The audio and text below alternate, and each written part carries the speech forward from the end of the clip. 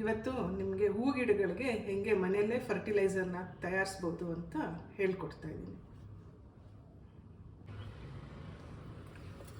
ನೋಡಿ, ಇದು tea powder. ಸೋಸಿ ನಾವು ಟೀ ಕುಡ್ದಿರ್ತೀವಿ. ಇದನ್ನು ಬಿಸಾಡೋ ಬದಲು ನಾವು ಯಾವ ರೀತಿ ಉಪಯೋಗಿಸ್ಕೊಬೋದು ಅಂತ ತೋರಿಸ್ತೀನಿ. ಇದರಲ್ಲಿ ಸಕ್ಕರೆ ಅಂಶ ಇರುತ್ತಲ್ವ, ಅದಕ್ಕೆ ನಾವು ನೀರು ಹಾಕಿ ವಾಶ್ ಮಾಡಿಬಿಡಬೇಕು. ಈ ಥರ 2 ಸಲ ವಾಶ್ ಮಾಡಬೇಕು. ಏಕೆ ಅಂದರೆ ನಾವು ಸಕ್ಕರೆ ಅಂಶನ ಗಿಡಕ್ಕೆ ಹಾಕಿದ್ರೆ ಅದರಲ್ಲಿ ಆವಾಗ ಇರುವೆಗಳು ಬಂದುಬಿಟ್ಟು ಗಿಡನ ಬೇರನ್ನೆಲ್ಲ ತಿನ್ಬಿಡುತ್ತೆ. ನೋಡಿ, ಈ ರೀತಿ 2 ಸಲ ನಾನು ಇದನ್ನು ನೀರು ಹಾಕಿ ವಾಶ್ ಮಾಡ್ಕೊಂಡಿದ್ದೀನಿ. ಆಮೇಲೆ ತಟ್ಟೆಗೆ ಹಾಕಿ ಹಾರಾಕೊಬೇಕು. ಈ ಥರ ಇದು ನಾನು 3-4 ದಿವಸದಿಂದ ಮಾಡಿರೋ ಅಂಥದ್ದು.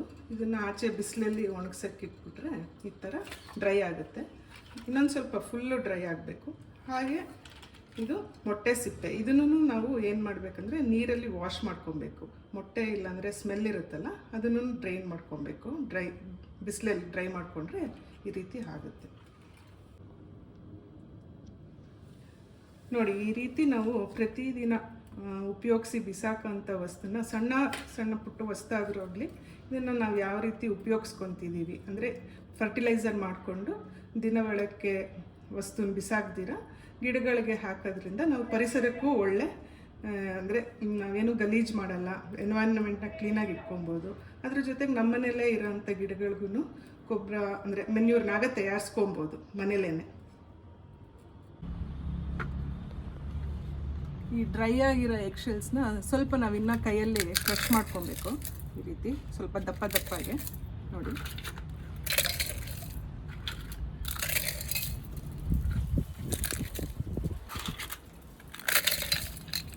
ಅದಾದಮೇಲೆ ನಾವು ಈ ಡ್ರೈ ಆಗಿರೋ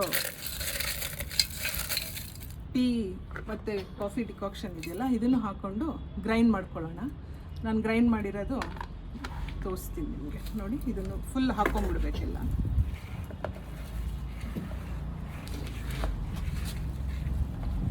ನೋಡಿ, ಈ ರೀತಿ ಹಾಕ್ಕೊಂಡು ಇವಾಗ ಗ್ರೈಂಡ್ ಮಾಡೋಕ್ಕೆ ಹೋಗ್ತಾ ಇದ್ದೀನಿ.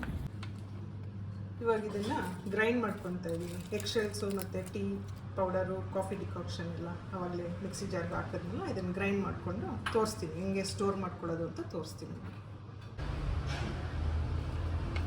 ನೋಡಿ, ಇವಾಗ ಗ್ರೈಂಡ್ ಮಾಡ್ಕೊಂಡಿರೋದು ಈ ಥರ ಇದೆ. ಸ್ವಲ್ಪ ಮಾಯಿಶ್ಚರ್ ಇರೋದ್ರಿಂದ ಸ್ವಲ್ಪ ನಾನು ಹಾರಾಕ್ಕೊತೀನಿ.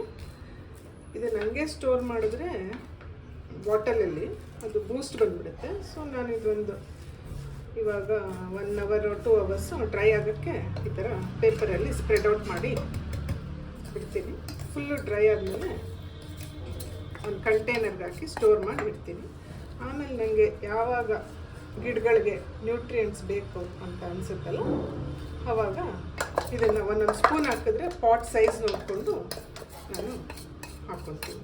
ಇದು ಹಾಕೋದ್ರಿಂದ ಫ್ಲವರ್ಸು ತುಂಬ ಚೆನ್ನಾಗಿ ಬಿಡುತ್ತೆ. ಫ್ಲವರಿಂಗ್ ಪ್ಲ್ಯಾಂಟ್ಸ್ಗೆ ಇದು ಮಾಡಿಸಿದಂಥ ಮೆನ್ಯೂ. ನೋಡಿ, ಡ್ರೈ ಆದಮೇಲೆ ನಾನು ಈ ಥರ ಕಂಟೈನರಲ್ಲಿ ಹಾಕಿ ಏರ್ ಟೈಟ್ ಮುಚ್ಚಲಾಕಿ ಸ್ಟೋರ್ ಮಾಡಿ ಇಟ್ಕೊತೀನಿ.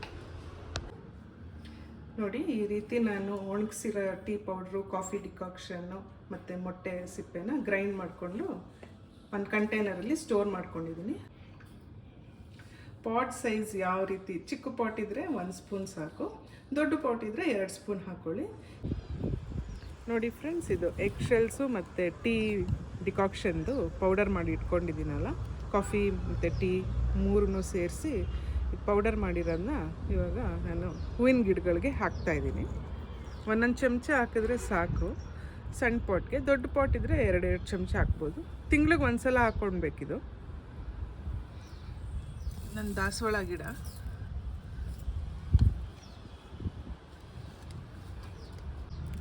ಇದು ಇನ್ನೊಂದು ದಾಸವಾಳ ಗಿಡಕ್ಕೆ ಹಾಕ್ತಾಯಿದ್ದೀನಿ. ಈ ರೀತಿ ಎಲ್ಲ ಕಡೆನೂ ಸ್ಪ್ರೆಡ್ ಆಗಂಗೆ.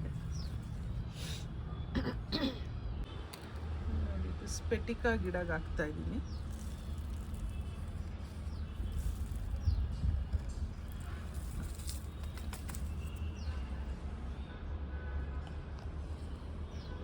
ಸ್ಪೆಟಿಕಾ ಮೊಗ್ಗುಗಳು ನೋಡಿ ಎಷ್ಟು ಚೆನ್ನಾಗಿ ಬಿಟ್ಟಿದೆ, ತಿಕ್ಕಾಗೆ. ಅಷ್ಟೊಂದಿದೆ. ಇದು ಇನ್ನೂ ಒಂದು ಸ್ವಲ್ಪ ದಿವಸ ಹೋದರೆ ಇನ್ನೂ ಜಾಸ್ತಿ ಬಿಡುತ್ತೆ.